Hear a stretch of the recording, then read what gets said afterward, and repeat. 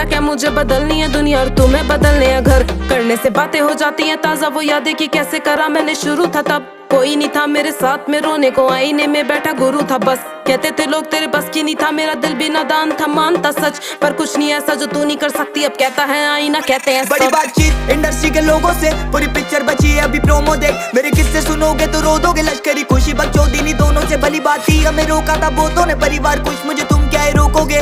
बिस्तर बना देंगे नोटों के अगर मेहनत को पैसों से तोलोगे। संगीत को सब किया समर्पित, लिखे दिल से गाने हैं मेरे अमर गीत। बिगी पाक को सुन गया सफर बीत, मेरी बातें है रोनो मो कलर ग्रीट। मेरी माँ से पूछना मेरे बारे में, बाप से लड़ी वो बेटे को गाने दे साथ में खड़ी। मैं उसके सहारे से तो कैसे सोचा कि तूने हम मारेंगे।